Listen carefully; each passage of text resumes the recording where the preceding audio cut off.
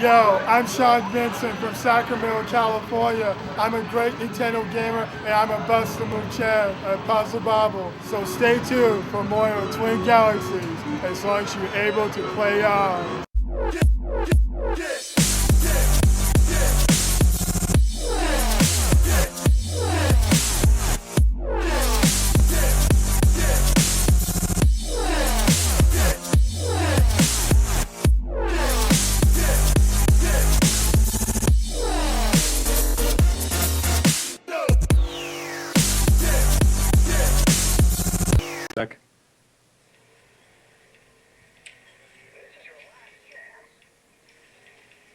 The views expressed in the following show are for entertainment purposes only. They are not necessarily the views of Twin Galaxies, HD Films, or any other affiliates. How you doing, folks? Mic-less this week, but this is Settle It on the Screen. I am Nick Houselander, along with Glenn Updike. How you doing, Glenn? Quiet. He's quiet. You there? Oh, no, maybe he went. Don Atreides, obviously, up in whatever that is. TGI that way. I don't know what the numbers are. The racy car one.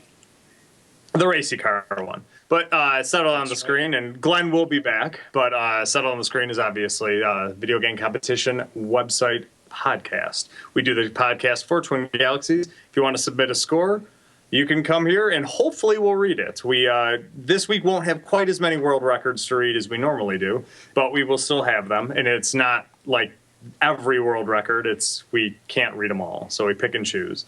But thanks for joining us. Like I said, Michael Soroka, who is normally the one hosting the show with us, is not here. He may make an appearance later in the show, but for right now, he is on vacation. Good for him. Glenn will eventually be back. I'm not quite sure what happened to him. But how you doing, Don? I am good. I am hardcore into Trackmania right now, and a lot of the Twin Galaxies guys are. There's quite a little competition going on, and as you see, I'm doing awesome. Oh, I actually flipped the car all the way. Nice. Let's keep it going. Doesn't need to be right up to go through the finish line. Yeah. It's good, actually. A lot of people are excited about this one. It's a new one. What's that? Is that just a MAME or a computer game or Steam, whatever it is? No, this is a PlayStation 4, although they have for the Xbox One also, and the PC, I'm sure. So this is like new. Twin Galaxies, you think, old school, Super Mario Brothers. Speaking of which, there's some Super Mario Brothers news today. But this is a new game that's out. It's fresh. It's on PS4, and it's like perfectly suited for Twin Galaxies. There's, I want to say, 200 tracks to compete on. So, oh my God. Yeah. It's gonna be a little bit insane. So expect some of those in the submission queue soon. Mr. Soroka says he's on his way. Oh, really? He texted you? He's in the chat. He's in the chat. Oh, is he really? Oh, crap. Yes. He's hiding behind the couch. No, I don't know. He could be. I have no idea. It's totally possible. I don't know where Glenn went. This sucks. Glenn, where are you? Please go back. I know we were having a little issues. I don't know. Well, that's okay. Well, in the meantime, sorry, I was gonna fill some time with Super Mario Brothers news. Might as well tell you. Yeah. What's the news in Super Mario Brothers, Don? Super Mario. So, Mr. Garticus, his record has been beat. It's unofficial as far as Twin Galaxies is concerned at the moment. But It has a new. I'm trying to find the record. Facebook is not a very good source for anything. But that's where I saw it posted here. Hello. So if anyone in the chat, if you guys know it, there it is. So it's 4 minutes, 57 seconds, and 26 hundredths of a second. Wow. I think I hear Glenn. Is that you, Glenn? Yep. Glenn? All right. There we go. Cool. I clicked to turn on my video, and it restarted my computer. Oh. Sounds a bit. It gave me an error message, Windows 10 did. It just knew. It's the beauty of doing live podcasting, like we were talking about before the show. Yeah. But yeah. So I'm not gonna turn on my video tonight because I don't want to restart my computer again. I don't blame you. Yeah, we can hear you, and that's unfortunately going to have to be good enough for tonight. So Mr. Garticus is what? I mean, the record is still or technically, but he still has the official Twin Galaxies record because Darbian, as Azcag is pointing out, Darbian has not submitted to Twin Galaxies. Okay. Also, Twin Galaxies cannot. Sorry, go ahead. I think Darbian beat his own time, didn't he? He did actually, yeah. So Garticus had the record, and then Darbian beat it, and then Darbian has now just beaten again his own record. That's right. Yeah. So Garticus has the third best time ever known. Third best. Well, after Darbian twice, I think. Time-wise, he's still number 2. I still count the performances like from one player. Like if they can beat. Yeah, if they can beat their own record 3 times, that's 3 different performances. You know, those are the 3 best performances of that game ever, in my eyes. Well, that's where you're supposed to save the tape or save the file, though. Like, why would you beat your own score?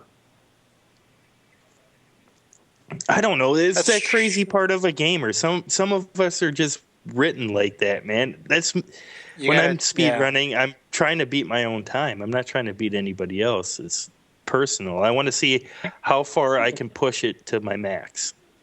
Yeah, if I'm playing a game and I'm like, man, that was fast, but I know I could do faster, that I won't be satisfied until I get what I think I can get. You know. Yeah, I mean, especially if you run splits and then you see your sum of best, and that number always taunts you because it's all like, well, I can do that number if I just link together everything in a perfect order. Right. I've done every section perfect. Yeah. Right. If I do my perfect and everything, I'll get the best score that I can achieve. Yep. I guess that totally makes sense. There's no point of competition if you're not competitive with yourself. So. Yeah, that's what ultimately is going to make you better as a gamer. Is to be able to drive. If you just try to beat someone else's record and then you beat the record and then you stop playing the game for a year, well, you're probably going to be kind of crappy to actually pick up the controller. So, at least I would thank you. Hug says, "Nice meeting you, Nick, and Mr. Soroka." Yeah, no, definitely. MGC just finished. Do you guys want to talk about MGC at all? Oh, hang on 1 second. 1 second, all right? Give me 5 seconds. Yeah. Okay, I'll start them off, Glenn, okay? I'm going to try and read them. You're on a really small screen. Okay, I'll do the first one then. First off, we got Duncan McFarlane from Hamilton, Ontario, Canada. The PlayStation 4. Pinball Arcade, I know one of Glenn's favorites. Attack from Mars points. 146,845,480,940 points. Congratulations, Duncan. That seems like an excessive amount of points for any game. I mean, that's like 116 nibblers.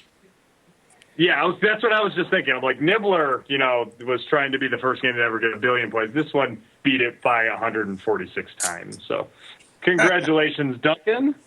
Tell me if you can read this one, Glenn. Is that Tim or Tom? Tim. I can't read it. Can you read it, Don? Yeah. I don't think so. That's super small for me. You might have to get him tonight there, buddy. No, that's cool. We got Tim Hansen from the Nintendo Entertainment System. Narc. Points 3,399,850. Congratulations, Tim. Oh yeah, great score. Nice. That's a great. I don't know. Some people don't like that port. I like that port. It's good. Great game. Next up, we got Brendan Mears from Sweetwater, Texas. Sega Dreamcast, very underrated system. Mortal Kombat Gold arcade mode. Master 2. 6 minutes and 54 seconds, which seems really fast. But congratulations, Brendan. I wouldn't call Sega Dreamcast an underrated system, sir. Even I like the Sega Dreamcast. Yeah, I think a lot of people do. In the gamer community, I guess because it was considered a failure overall. Right, but commercially, sure.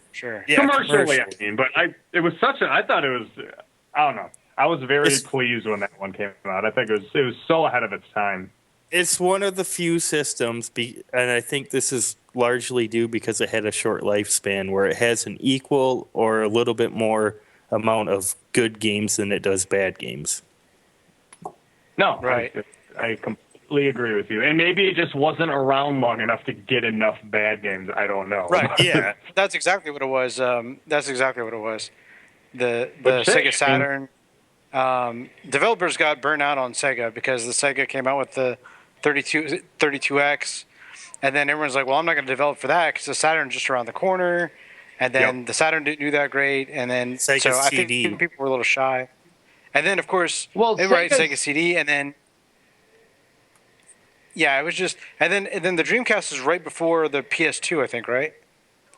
It was the year before, so it was like a midland generation, like the TurboGrafx 16 was. Like Sammy said in the chat, it didn't have DVD and it killed it because PS2 came out like a year later. 1 year.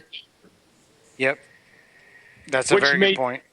Which made Dreamcast games easy to copy. Pirate also. So yeah, that's right. Yeah, pirate is so prevalent with Dreamcast games, but that was always Sega's problem. Is they always tried to be ahead of their time, and it eventually killed them. Mooner told me this story over the weekend. He knew that the moment he dated his wife for the first time, he was going to marry her because when they went down to her room, there was a Sega Dreamcast and a stack of burnt games. And he said, "That's the woman I'm going to marry." That's the one. Everyone always gets a sign. That's a first. We got Paul Cassat. That's how I knew. What's that? My wife robbed a bank. That's how I knew. I was like, she's the one. Also, she had a gun in my head, so.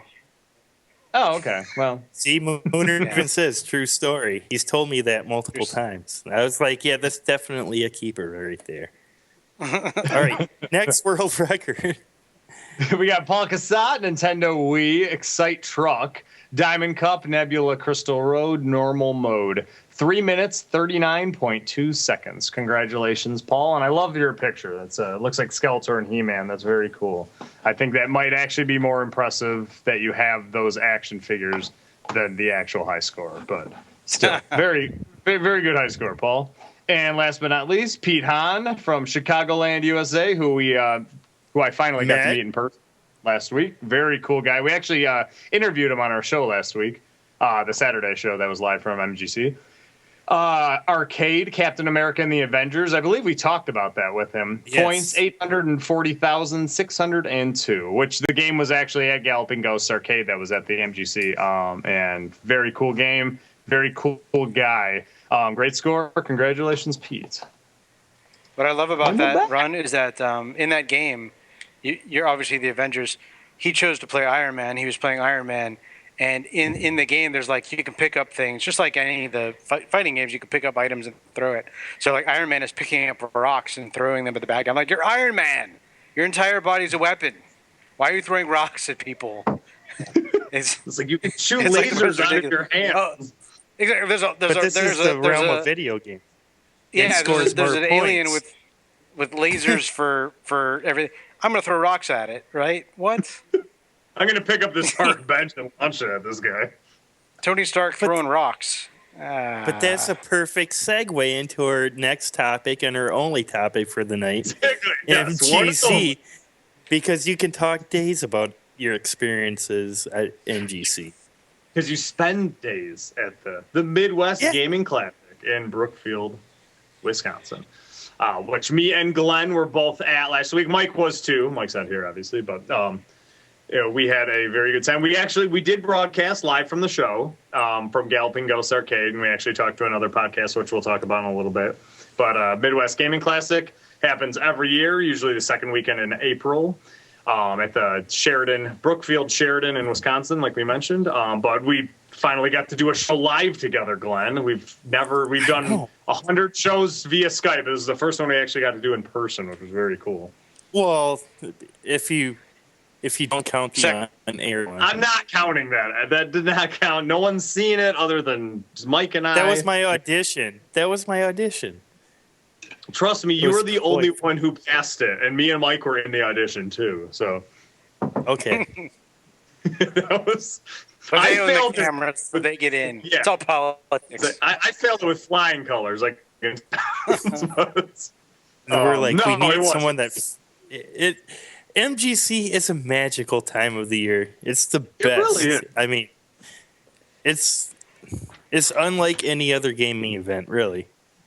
And the other podcast summed it up perfectly. They've been to hundreds of events, like different cons and whatever, and there's no event where there's thousands of people walking around that are all super duper nice.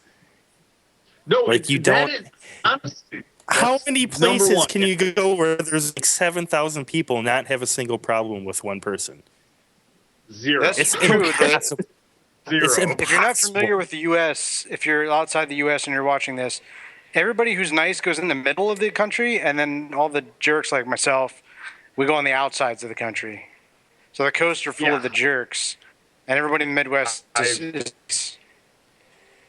no, it's true. I've been to. I'm not at all kidding either, because I actually grew up in the Midwest. Oh, did you really? I did, yeah, and then I got turned into a jerk when I came to the East Coast. But prior to that, I was a real nice guy. I will throw this out here. Rudy came to the Midwest Gaming Classic once, and he was a very nice and polite guy. What does that say? Did it? Yeah. So it's the only way to be. It's true. I've been to conventions on the East Coast and the West Coast, and the douche level is so much. I don't know what happens. I mean, I think I acted like a bigger jerk too. I'm confident I did, but it's just like you kind of adapt and you have to be. So maybe it's people, come to the Midwest and they're just like, oh, everyone's pretty nice. Okay, I guess I won't be a jerk now. I don't need to be. So I think that actually has a lot to do with it. But you're right. I've been to both coasts, and man, it's just a different level of nerd. It's just like there's a meanness to it that really kind of puts a sour taste in your mouth. Everyone's trying to out-nerd everyone.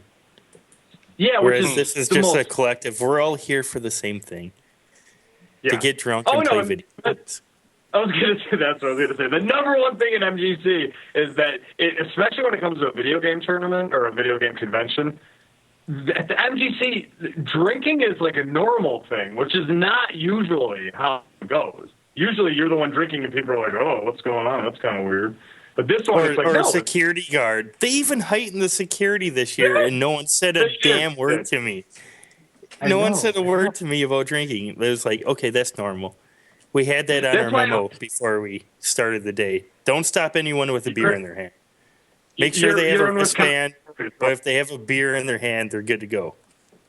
Mm-hmm, pretty much. That's why I was so paranoid when we went down the first time. I was the only one covering my drink up, and everyone else was like, what are you doing? I'm like, they're going to see it. And they're like, so? It's like, oh, yeah, that's right. I forgot where I am. It's like 10 a.m. in the morning. We're playing Street Fighter. And you're like trying to hide your beer. And I'm like, what are you doing? And he's like, well, I don't want anybody to see it. I'm like, well, it was Diet Shasta is what it was. So it's. Yeah. Who cares? No, it's true. That was 2 years ago. The first time that I walked, I was like testing the waters. I'm like walking at 10 in the morning with a Heineken. I'm like, are they gonna yell at me? And I was like, oh no, I think I'm cool. I think I'm good. And you are, and that's what's beautiful about the magical Midwest Gaming Classic. But no, it was great. We had a total blast. Me and Mike flew in Friday afternoon. We met you guys at your hotel room, and then we went to the Milwaukee Brewers game, which was a blast. Even though we went to a baseball game when there was a blizzard outside, which I never thought I'd see in my life. I'm not joking. It was like I felt like I was going to a football game because it was about 26 degrees outside and just ice and snow everywhere. And it's like, we got into the stadium and literally I had an inch of ice. They had to peel off of like my sweater from walking to the parking lot. Yeah, it was covered ridiculous. in ice. It was sleeting on us. Oh yeah, I mean, we got out after the ball game. Oh yeah, we went. And then we got back to the car after the game, and there's like an inch of ice on the windshield that we had to chisel off. Oh yeah. So I mean, literally just sliding to our car. That was ridiculous. And it was April 8th. Like, I know we're in Milwaukee, but give me a break. But get this. Nick did the most amazing thing that night by eating the helmet full of nachos. With all, like, the everything that you could put in the nachos, like, Nick piled it into a baseball helmet and ate the entire thing. No joke. Yeah. You took the head out of the helmet, though, at first, right? And the other guys ate a helmet full of nachos, but they weren't like Nick's because Nick had, like, the full deal going on. Like, the 5 tomatoes cut up and diced. And yeah. They gave them wax paper in their helmet, too, which I did not have. And their helmets, I don't know what they did. I guess I got the deal. The amount of food they put in my helmet was, like, stupid. It was so much food. I had a belly ache watching you eat. Yeah, it was. I ate basically nonstop for an hour straight. I just kept eating because I knew if I stopped for like a second, it was not going to end well. And luckily it ended fine, but I did kind of feel like dying for the first 3 hours. But I didn't eat again for like 16 more hours. I ate lunch the next day at like 4 p.m. So it had been a good 18 hours since I ate. So, but I just wasn't hungry. Like why would you eat when you eat? Man? Oh, it's stupid. Seriously. I mean, it was awesome. I even then went into the bathroom at the Brewer Stadium and I washed out the nacho cheese filled helmet really good and wore the hat the rest of the night. So nice. Yeah, it was cool. The Uber driver who was driving us around that night afterwards, it was pretty. You can pretty much, if you want to just get away with anything, just wear a baseball helmet at like 2 a.m. when your Uber driver drives, and they do not ask questions. It's just like, yeah, why you can get away with just. Yeah, no, it's pointless because I know what I'm gonna spew out of my mouth is either going to be nacho chunks or just irreverent comments. So luckily we got away with pretty much anything. But that was just Friday night, and that didn't even involve the MGC yet. Yeah, that was the pregame ritual. Oh yeah, there was no video games involved in that one. That was strictly baseball and drinking and eating, which is, I mean, may or may not have been the funnest part of the weekend. It's up for discussion. But Saturday at the Midwest Gaming Classic was pretty phenomenal in itself.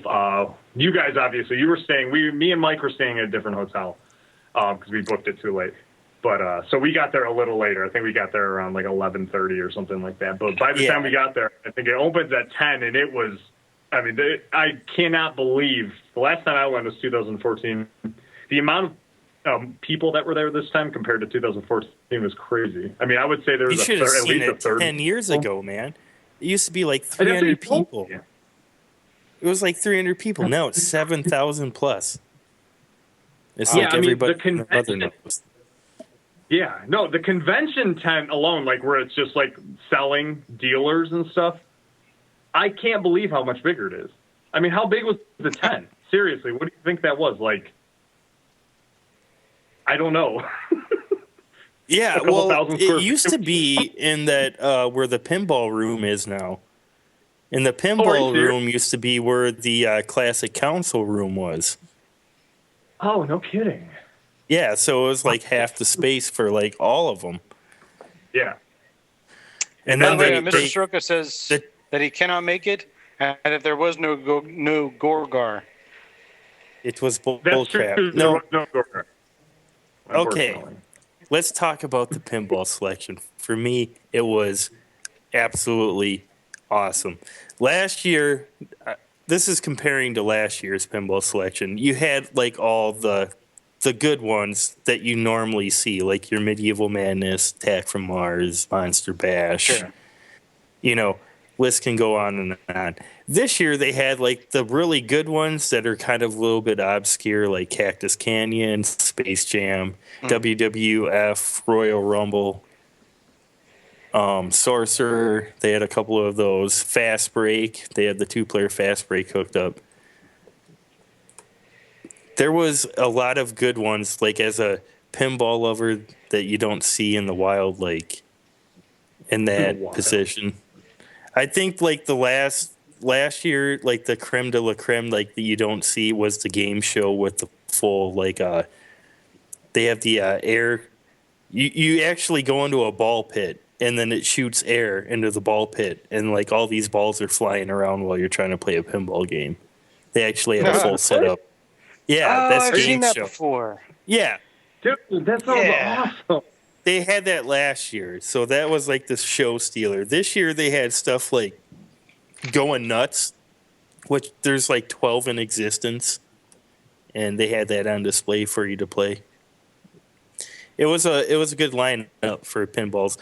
The downside is since the event keeps growing every year, it's more and more crowded. So you had to wait longer to play like anything, and it gets pretty bad when you go down to what people call the basement, which is like the Galloping Ghosts and Retroids and Star Worlds. Yeah, like where we usually hang out. Like, and you have to wait to play video games. It's unusual for even that to happen. And this year, I mean, it's good, but I think the event just outgrew itself. I think maybe just space and more. Yeah, they definitely need more space. Yeah, no, there's kind of no. Not that the hotel's great. I mean, it is. It's a cool location and everything. But if it's going to keep that hotel can't hold it anymore. And it's just too many. I mean, really, especially midday, it's like it's hard to move. And I mean, luckily the convention tent, like we mentioned, was 5 times the size as it was 2 years ago. Yeah. But still, like, even that place was packed. It was, I mean, completely packed with people from the get-go. So, yeah, I don't know what they're going to do. I mean, is there other venues around there, Glenn? Well, this is like the main one for like where I'm from. Like the one to go to every year.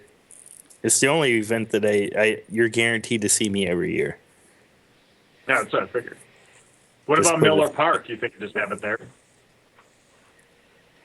I don't know. Like, apparently they're going to be building a convention center for this type of stuff. Oh. Well, that's my data guide says the replay effects is really good. Yeah, but it's no MGC. You can't. I mean, the things that you're allowed to do at MGC that you're not allowed to do at replay. Yeah. It's a no-brainer. It's the experience of the whole weekend. Yeah, but let's talk about like our favorite things that we've seen. Like what was that game called? The prototype of the 80s horror movie. Oh, the Spectre File. Yes. What was it called? What? Have you ever heard of that, Don? Say it one more time. Spectre Files. Spectre File, no. Oh, never heard of that one. Okay, good. Okay, this is seriously me and Glenn independently came to each other and we were like, see that game over there? And we were both like completely enamored with it. What it was is this is a game that was commissioned in was it 86, I think? It was 85 or 86, I believe. And it was commissioned as like a Dragon Slayer type game, like a Laserdisc type game where it was almost like a choose-your-own-adventure. Sure, yeah. So it was completely shot on 16 millimeter film, and they said they shot about an hour and a half worth of footage. So it's kind of like an entire horror movie itself. And the idea is like you walk into a house, and it's all scenes from a movie basically, and then something happens in A, B, or C. That's the idea.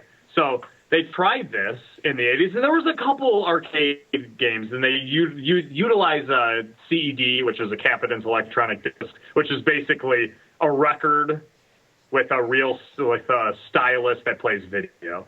It was a failed system in the 80s. It was a failed system in the 80s that came out right around the same time as Laserdisc. And the reason they didn't use it is the prototypes for games like that was in the arcade. If you like bump the machine at all, it would screw the stylus up and the game wouldn't function correctly. So once they realized that, they scrapped the idea, even though everything was shot and they were getting ready to make it. So 30 years later, and I can't remember the guy who shot the movie. He was there. They backed everything up on Laserdisc just because, so they would have it. So, 29 or 30 years later, they got a hold of it. I have the sheet in my car because I'm a genius. I didn't bring it. So they called them up and said, hey, we'd like to, maybe put this on a hard drive and kind of redo this game and completely come up with it. So they did. They got all the footage. He had to find all the footage, first of all, because it had been 30 years since he shot it. And luckily enough, he had all of it. So it's not complete yet. And the game's going to be at Galloping Ghost Arcade. Did they say July of this year? Isn't that what that's what they're shooting for. Okay. That's what they're shooting for. Nice. What they're going for is that they're going to make a full immersive game. Yeah, sorry, you're breaking up. It sounds like there's another audio feed or something. Yeah, somebody know how to use it? What's up? Bye. See ya. Was that We Mike? got somebody. I don't know. I don't know who that was. That was weird. I think it was Mike. I think it was probably Mike. It So sounded we're like talking about Galloping Ghost Arcade. The game is going to show up there. They're aiming for a July 2016 date to have the arcade game Spectre Files completely ready to go. They're hoping that's what it's going to be. But it just, yeah, we actually, if you check out our show that we streamed live on our Twitch channel, saw it on the screen, or yeah, that's where it showed. But it was on Twin Galaxies also. But if you want to check it out, the footage for it was cool as hell. I mean, we shot a decent amount of footage for it, but it just like if you're a fan of 70s and 80s horror and you like video games, it's kind of like the perfect setup. It's super cheesy, obviously, but that's kind of the It's the appeal, right? That's the fun of it. Yeah, like I told Doc, it's like I am so intrigued to know what the story is just based upon like the 3 minutes of clips that I've been shown. None of it makes sense, like at all, when it like during the demo. And it's like the perfect demo. It caught my eye right away. I went to it and I watched it like I don't know how many times throughout the weekend. And I was like, I gotta know what the hell is going on in the story. And I have things I've made up in my head, like maybe this is a theory, but it's like I don't know. A Wolfman in like a nightgown, holy crap! Nightgown, yeah, it's phenomenal. And then just like a dude sitting down eating dinner, and then all of a sudden he's eating you. So yeah, and that's what was so surprising. Talk to him is in my head. Like I said, I'd watched just like you. I'd probably watched that thing 50 times. I don't know. I kept watching it. And every time I was like, I don't remember that 1 second scene. But, like, yeah, you're right. It probably was maybe 3 minutes of footage. So when he said they shot almost an hour and a half, I'm like, oh, my God. I'm, like, still excited about it. It's like, really? There's more than those 3 minutes? Like, because those 3 minutes alone would have been fine with me, honestly. But yeah, exactly. You could have made a game off those 3 minutes. I don't know. I mean, honestly, with the different type of footage and everything that they had on that game, you could have, like, holy crap, the thing is endless, like, for possibilities for what I seen. Like, I want to see where this goes. Oh yeah, without a doubt. And I guess that's something I never really thought about it. The 3 minutes of footage, like, no two scenes like had anything in common with the other one. So I guess it shows that there is. But you're right. That's the thing. We both asked that, like we were little kids. We're like, I just want to know the story. What's the story? Yeah. And they're all like, you gotta wait. And we're all like, oh, man. I know, they wouldn't tell us anything, which is, they're good salesmen. We were intrigued already. They didn't even need to say anything to us, really. But except for come to Galloping Ghost when we unveil it. And I was like, I will be there, sir. Exactly. I will skip work or whatever I'm doing that day, funeral, whatever. I will be there to see that. No, and it's true. And like I said, they were. I don't know if they're going to do, but that's what they're planning on doing. Is kind of making like the old Afterburner arcade where it was like the full thing and you could like pull curtains, so and like you felt like you were in a cockpit. That's what they said. They wanted to make it feel like you were in the horror movie. No one else is around. Yep. There's curtains and it's dark. I think that'd be very cool. Surround sound. Exactly. If they had speakers behind you, that'd be awesome. God, that game sounds.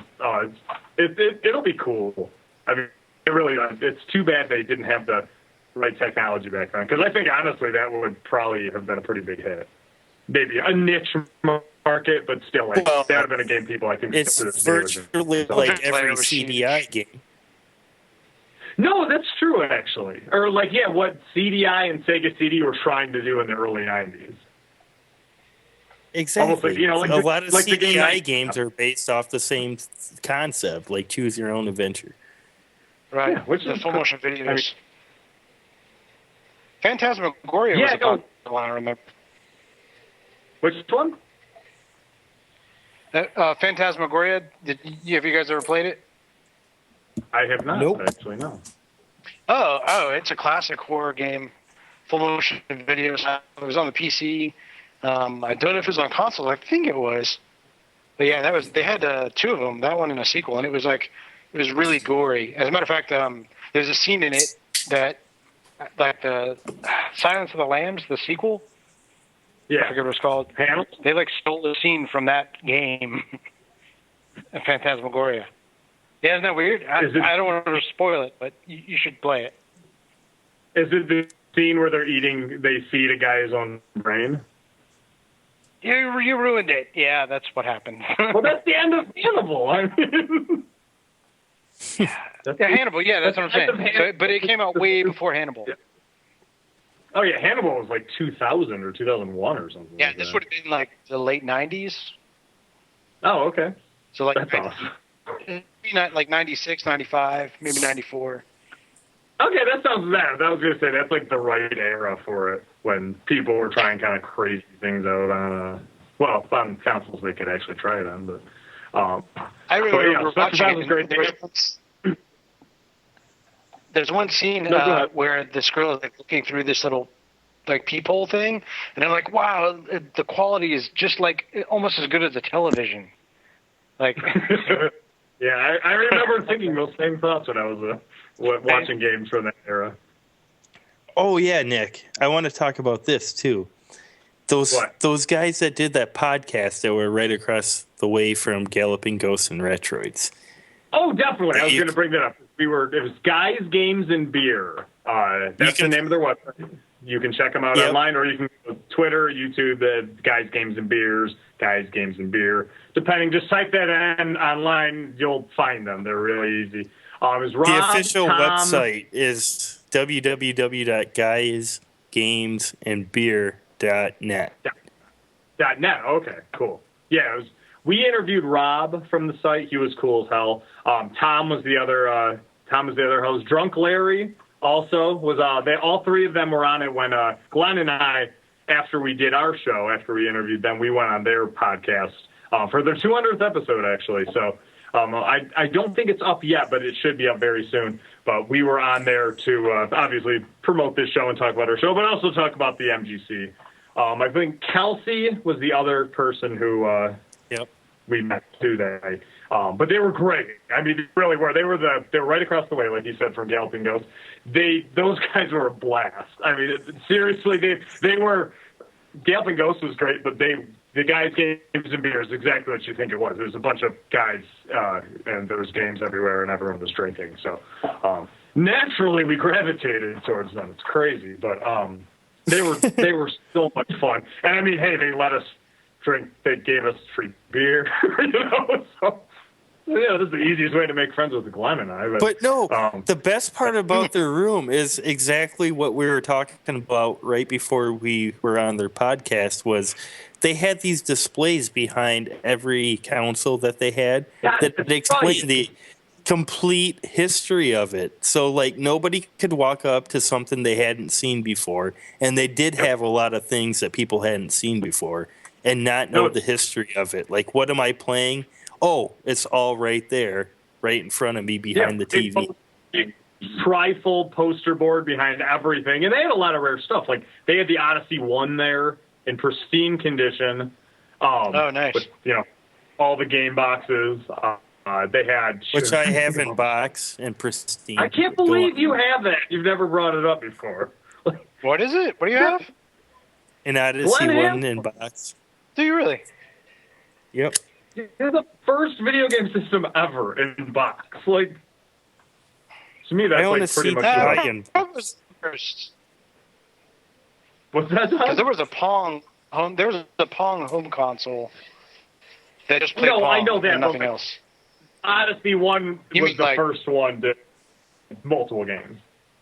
But I just want to say this for anybody at MGC: if you're gonna do a room like them and have like poster boards behind what you're displaying to explain exactly what you're displaying, so nobody walks in there confused. Like a person like me can walk into the room and know what I'm playing, but like if you're trying to bring like your family or introduce your kids, boom, right there's an education course on what you're playing. Yeah, it's basically that makes sense because you're trying to educate people on what it is, not just have them play. Just showing it to people. Yeah, and great. I have no idea. Not that they wouldn't be willing to talk to you about it, because they were about the most approachable people you ever meet in your life. I mean, seriously, they could not have been nicer, and they were a blast to hang out with. In fact, Mike and I that night played Werewolf with everybody till like 2 a.m. Which, if you haven't played Werewolf, it's not a video game. It's pretty much it's a card game. We had like 30 or 40 people. Oh yeah. That's an old game, right? Yeah. I don't know if it's old or new. I assume it was old. But if you've ever played Saboteur, it's a card game. It's basically like large-scale version of Saboteur. And, I mean, it was that was so much fun. It was ridiculous. I mean, Joe was hungover as shit the next morning. You should have been. Yeah, Joe. Me and Joe and I, it was... So the guy's games and beer like hand him like a cup full of like booze and go, that's just for sipping. And Joe's like, okay. And did he slam it? That's so. They had so much alcohol. I shouldn't say the that. Entire closet full. The closet. That was genius. I mean. That was pretty much... Way to utilize space, guys. If you're listening, or if you ever do listen, you guys pulled off a phenomenal room. It was definitely the best setup in MGC, given the space that you guys were given. Oh, without a doubt. I mean, like we talked about, the first thing they saw was the closet and went, oh, okay. We have a closet. It was the most fun room. It was the most educational room, and they utilized their space the best. Like, which is ironic because it was like the smallest room. Yeah. They took like a small room and made it into something gigantic. Yeah. Which great. Is that's the ultimate goal. I agree. And they had virtual reality goggles. Oh, sorry. Duke was just asking a question for you guys in the chat about meeting the game developers. Yeah. I'm sorry. Say that one more time. You broke up. Do you want me to read it? I can read it. Sorry. Do you guys meet the game developers at MGC? Jeffrey Lee of Qbert, Brian F. Collin, Rampage, Disc of Tron, and Tom, programmer for Argus, colleague of Jeff's. Yes, I have. That was not the first time I've met him either. Oh, okay. Well, there you go. Who's like the coolest guy you've ever met? Like, kind of pseudo-celebrity at one of these things. Pseudo-celebrity? Meaning, like, oh my you God. Can't say, like, Nick. Every time I meet Nick. Right, yeah, exactly. I was going to say, but let's pretend like... Well, yeah, I'm not saying you're not a pseudo-celebrity, but it's like somebody you didn't know. Like, somebody you didn't know. Right? I didn't know Nick the first time I met him. That's true. Yeah, no, we met. Okay, so number one, who would be your number two? Not after Soroka. Who would be number three, would you say? Ryan. No, actually, Ryan takes the cake. But Ryan's not a pseudo-celebrity. But, That's tough. well, obviously Liz, one of my best friends. That's true, yeah, Liz was great. Liz is awesome. Obviously, I think that makes pseudo-celebrity status. Oh, yeah. I met her in a tough one. So, yeah, definitely one of my best friends on this planet, Liz. Right, who's the most famous person you've ever met at one of these events? At a gaming event? Yeah. Famous in what way? Like, in like, I don't know. Just like you think that's the name most people are going to know. The game, as in made the game, played a character in the game, did the music just for anything. a game.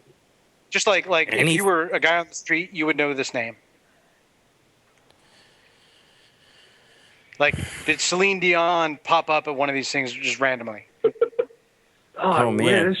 Celine Dion. How is Celine Dion the first celebrity that popped into your head?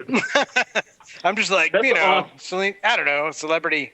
She got an aura there. No, I don't know. Dion, obviously. Oh man, there's like there's quite a few. I mean, I was going to say, I met, obviously, Walter Day is how we got started in this whole thing, Mike and I. He was great. But, I mean, I went to the first Kong off in New Jersey and met Billy Mitchell, Steve Wiebe, and Hank Chen all at the same time. So that was pretty cool. And then hung out, partied with Steve Wiebe, and, you know, was in the car next to him while we drove him back to his hotel room. So, yeah, all that was a blast. All of those guys were really fun. Billy Mitchell was really cool. I mean, just because obviously that was only a couple of years after King of Kong, so meeting him was not the guy you would think he was from watching The King of Kong. Far nicer. He's also like enormous. He's just physically enormous. I did not know that. Like, I felt like a kid. I felt like a little kid in front of the dude. So, but all of those guys, they really are all really nice guys. There's only been a handful of guys who I met and really, hope to never see him again. But well, Mitchell Glenn is on probably the stream. So what's that? Oh, I thought you were talking about Glenn. Yeah. Oh, hey. Oh, okay, dude, cool. I'm the best time you'll ever have at an event. Because I was like, awkward. But no, good. Oh, no, God, are you serious? Especially in 2014, it was me, Josh, and Mike, and when we were with Glenn was like, we were still, like, wondering how we were allowed to act, because me, Mike, and Josh, when we were together on a weekend, it's usually, like, we don't remember much because we're drunk the whole time, but once we met Glenn, we were like, oh, good, this type of behavior is allowed. So, like, oh, just follow God. my lead, boys. Cool. That was pretty much it. We're like, oh, this guy over here, he's, like, better than us. So it was like, okay, cool. We don't have to worry about anything. So, yeah, that was a huge work, step in the right direction. But what about you, Don? I mean, you've been to some of these things. Probably Walter and Billy are the two most famous that I've met, I would guess, I think. I met Richie Knuckles, of course, and... yeah, I've met Richie Knuckles, that's true. Well, I don't know. That was I've never actually seen King of Arcades. Oh, you say Ralph Baer. Ralph Baer is probably the most famous person I ever met at a gaming convention. The godfather of video games. You met him? Yes. Oh, dude, I didn't know that. He was. I think he was at MGC one year. Oh my God! Wow. Back when MGC was like the place to go to. Dude, that's sweet. Well, it still is the place to go to, obviously. Wow, that's awesome. It just lost its charm over the years because everyone and their mother told people about it. And I'm to blame because I'm all like, this is the best event ever. Yeah, you've convinced the world to come to Milwaukee, and they listen to you, and now you're, yeah, now you're like, well, piss off, people, because Mooner says that you two are the most famous people he's ever met. I think he needs to get out more. Yeah, I was gonna say, man. Well, no, it's true. It's pretty much true, man. Man, I should never be the most famous person for Vermont. You've met me, Glenn. You know that's like we're pretty much just gonna sit in the corner, Mike and I, and giggle over Britney Spears Pepsi commercials like little kids. So while I do all the work to entertain and inform people. Well, yeah, I was gonna. You didn't expect me to like play video games at a video game convention, did you? I mean, I pretty much talked in playing them. So like we're up in the hotel room, right? And we're playing a video game, and we have this discussion between like consoles and emulators. And I start like pulling up facts because naturally I know stuff. And Ryan's just all like, "Shut up." He's like, "I don't want to hear it tonight." He's like, "Let's just get drunk. I don't want to hear no yib yabbing. Just shut up." It was funny as hell. Because naturally, when someone brings up like the differences between this and that video game, I'm like, "Oh, well, statistically, it's like 14 frames faster to do it." Like, it's just something natural. Exactly. Nerds, you get a bunch of nerds together, and they have this information, and you're talking about. It's like you ask a physicist about physics, you're gonna get, You're gonna get. I get his side though. It's like we nerd it out all the time, like in chat. So let's not nerd it out together in person. Just have a good time. Yeah. Let's just play the game and not discuss how many frames it takes to do this. Being the outsider of the conversation that night was actually really hilarious because I could tell this was like something that had been discussed in the past. Like the second you started talking about it, he was like, "No, no, it's not. I don't want to talk about that right now." It's like, yes, it's so awesome. Knowing full well that him saying that was just going to make you talk about it more. Oh, sure, of course, yeah. What else? What other outcome is there in that conversation? But no, it was great. I'm just saying, the Super Nintendo runs over 60 frames per second. 60.1 something. But it doesn't have flash processing, so yeah. But this is what the difference is if you do a speed run in A Link to the Past compared to consoles, you lose 15 seconds because the door transitions are that much slower in frames. Because emulators don't run at 60 frames a second. Yeah. So you actually lose 15 seconds going through doors in A Link to the Past on emulator. Yeah, that's funny. You'd think it'd be faster, but that makes sense. Yeah, okay, you got me started. Now where's Ryan to tell me to shut up? Like, I don't want to hear it tonight, Glenn. That was before the Brewers game, wasn't it? That was like right when we got there. Yeah, it was before. I had to get my yib yabbing out. Yeah. So you guys knew. It was brought up. Because he was complaining about input delay, and then I got on a spiel about input delay. Mm-hmm. And then went on to that. Yes. Yeah, me and Mike had because been there he for asked like the silly question of, what is input delay? And I was like, I'm so glad that you asked what input delay is. Right, exactly. Because I will explain it to you. That's why Glenn's on a blind date, and he's like, I really hope she asks about input delay. It's like little, journalist notebook. It's like that game show Studs. I really hope that she asked me like what kind of beaches I like to walk on. Yeah, exactly. Of course. I don't know what you're talking about. Like, if you were a 16-bit console, do you ask all your dates this? Oh yeah. The second would you run at? Yeah.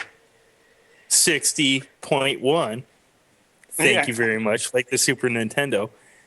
Next question. I will say I did have a lot of conversations with people, and I think I faked it pretty well, tried to act like I knew what was being talked about when I had no idea what was being talked about. but a lot of the conversations I had with people, especially involving the virtual reality and Oculus Rift stuff, was every time I would say something, they'd be like, well, it's because they're running at this many hertz and they should be running at that many hertz. And it was immediate. I was like, oh, no. I have no idea what these guys are talking about. It's just like Liam Neeson. You guys see The Gray? Movie The Gray? No, I did not actually. No, that was the Wolf movie or whatever, right? Are you ever going to see it? No. I was not planning on it, so you have to ruin it for me.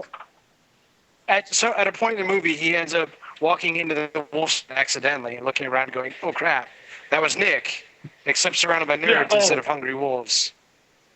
It is probably like a Really dozen conversations. Yeah. That was... it was. Don't get me wrong. I can hold my own in a conversation that I have no idea what's being talked about. I do it on a daily basis, but sure, that's a skill, man. It's just total skill. It's the reason I've been able to even function. But I did learn a lot of stuff that I had no idea, especially involving the virtual reality stuff. Which did you try the Oculus Rift one? No, I did not. That was me and Mike played it at the guy. Something that's not. It's crazy I stuff. tried the 3D pinball though. That was right beside it. Was it cool? Yeah, it was. It wasn't too bad. They had pinball effects, but we only have like less than 5 minutes. Okay. I want to segue into what I got to try over the weekend of that weekend, and that was the new Stern Ghostbusters pinball table. That's right. So as you know, if anybody knows me, they know I'm kind of picky with pinball tables. And I'm not a fan of most Stern tables that have came out in the past 10 years. But this table was a blast to play. I would give it 4 out of 5 stars. It's not like an Uber Supreme table, but it is a ton of fun to play. On the scale, what would be 5 stars? What would be 5 stars? Golgar, obviously. Like games that I would put above it would be WWF, Royal Rumble, stuff like that. Or like if you can have 2 fast breaks hooked up together and you can play another person head to head, that's a 5-star experience. What about a galactic pinball for the boy? But this game, totally awesome.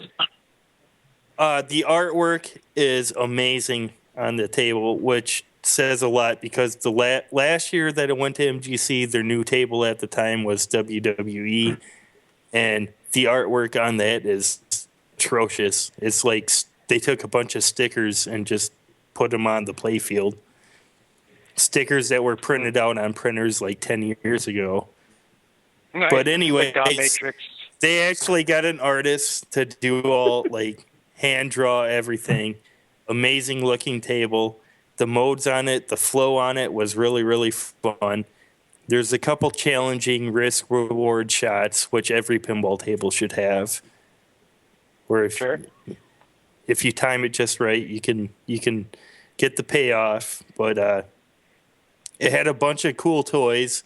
It wasn't clusterfucked with toys like a Corvette. Or if you shoot it at the back of the play field, good luck trying to find your ball because it's buried in like 10 toys. It's more like a Dodge Journey. Like it's got a couple toys, but not enough to overwhelm it.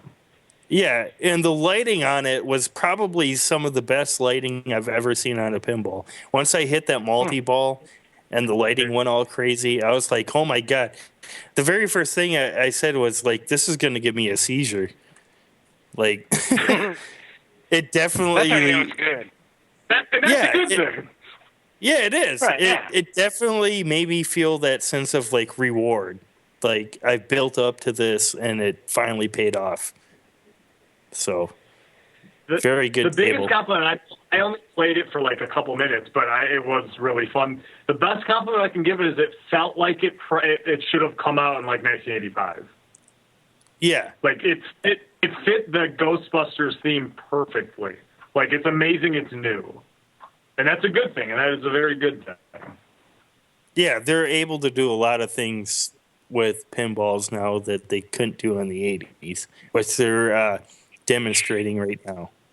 They're still adding on. That game isn't officially released yet. That was like, they're still adding on to it. No. Yeah, they just introduced magnetic bumpers, which suck your ball in and then spit it out. Like the bumpers by the flippers. Yes, right. I noticed that. It kind of freaked me out. I'm not going to lie. Where I was like, what's going on? Yeah. It was weird. But there are actual ghosts in this. They sacrifice a person over every table to. All right, we got about real 40 seconds. Yeah. But no, like we said. Oh, yeah, one more. Let's do it. No, I was just going to ask Glenn. So how much does a table go like that go for new? Like if you were going to buy one? You're looking at easily like $6,000 if you just got like the bare minimum table. I was thinking it'd be more. Like that's bare minimum table. No, I meant for like a Ghostbusters, like a brand new, or like a Game of Thrones or something like that. All right, guys, thanks for joining us tonight. Catch us 2 weeks from now at 10 o'clock Eastern, 7 Pacific. Watch States all next week. Thanks. That's good. See ya.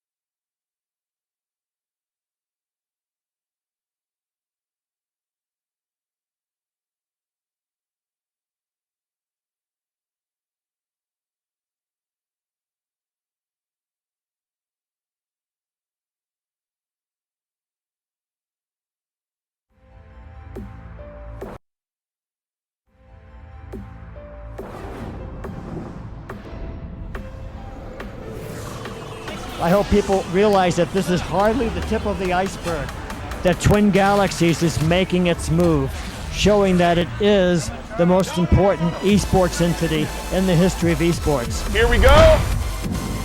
2, 1, go. Yeah, there they are. I can see them. He's got his game face on. Oh, a little bit of attitude. Up to the 3rd level. That's Smash some Astros. I think the berserk skill might come in a little bit. Got him. You can't handle the heat. 20,800. Nothing is real. That's a nice score. Cats and dogs playing with each other. 10 seconds. Oh, look at that. There you go. See, get him. Get him. 3, 2, 1. Royalty. Video game royalty has happened here. There it is. Oh, putting some points on the board. Oh, close call, Hector. Dallister swinging for the fences here. Gardigus. Spartacus. Looks like Patrick and oh wow. Nice.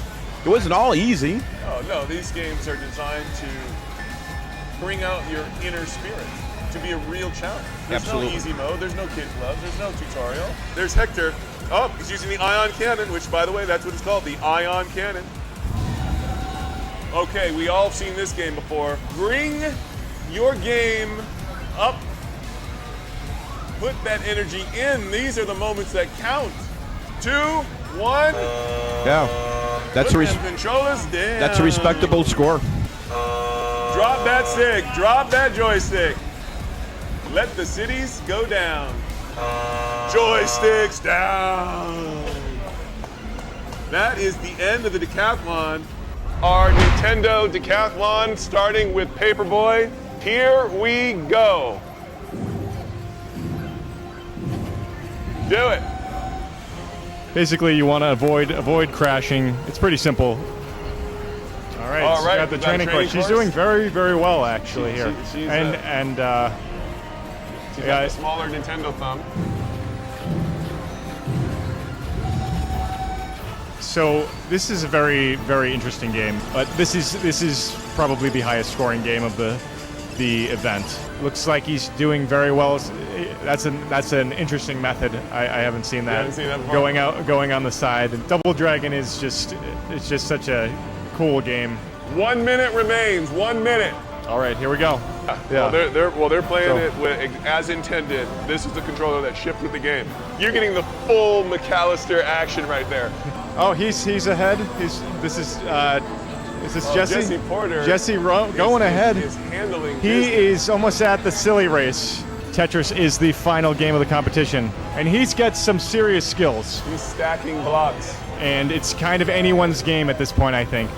3, 2, 1, and he got the Tetris. Pause it. Flyhex says, "Oh my God, it's so great to see a young lady there. Look at that, she's bringing it in." And in first place, Hector Rodriguez with another first place win. And $1,250. That's what happens when your video game skills are up there. The man's getting paid. I would just like to point out what we're looking at here. We have a camera on the arcade cabinet. We have a camera as a GoPro on the player. We have a camera on us. We have switching between streams of all the other arcade cabinets. This is pretty awesome. Ooh, look at this missile command action. Look at that. You can just tell he is handling his missiles. Coming up to the Galaxian is Ben Gold, former Millipede world record holder. That's incredible. So now we're getting some of the historians. He hasn't played in a video game competition in over 30 years. So this is the first time in a long time. We have to announce this, ladies and gentlemen, stepping up to the Galaxian machine is world champion Ben Gold, who has not played in 30 years in an arcade competition. Oh man, look at Ben Gold from the side of that. Look at him, look at him, look at him. Oh man. He does have a lot of points though, 4,300 right now. Look at the machine shaking. All right, here's Ben. Look at that. Yeah, look at him. He's commanding some missiles he right is there. commanding some missiles. We got a minute and a half, and he already got 26,000 on Ben Gold. Ben Gold is literally Ben Gold on Millipede. Standard. The world record holder of Millipede on Millipede right now. 62,000 points. We have the one and only Walter Day. Oh, it's Eric. Alpine skiing world record holder. Data God. We'll see if he's going to try to group his Pac-Man. Back to McAllister, world record holder on this game. As you see, still hasn't lost a man. We expected this from him. Got 1 minute to go. Oh, we got Patrick here. 3 machines to go, ladies and gentlemen. Thanks, Christy, for tuning in tonight. We always welcome our viewers. And anybody else joining us here on the Twin Galaxies live channel. Early jump. Can definitely tame by the way he is playing. They're definitely on a mission. He knows where he's going. Wow, that was impressive. Very impressive. We got Peanut Gallery clapping. To see John McAllister put a closing game on the arcade decathlon. If he wants to know, we have a good estimate, but I don't think we do on him. Tight here. So let's get ready. This is the 10th frame. We're gonna use a bowling analogy here. It's the 10th frame. He just needs a strike. He doesn't need 3 strikes to finish it out. He just needs 1 good strike. Yep. Yeah, Spare would do it. Yeah. 3, 2, 1, and that's it for the arcade decathlon. Great job to all the champions who participated. We will now tally the scores over at the official desk. Ben Gold was in the lead all the way to the end because first place goes to John McAllister. This event it turned out really well, and I'm happy to have been a part of it. And thank you. Very happy for coming down, and it couldn't have gone better, really. I think.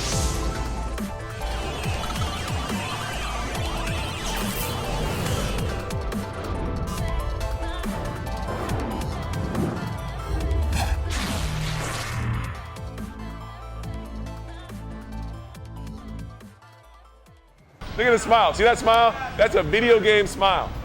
That's what the joy that video games bring to the world. That right there. See, even Mike Sroga had one. Look at that. See that? That's smiles. All those video game haters out there. Except no matter what happens, Hector won't smile. Look at him. Look, he's fighting it. He's fighting it.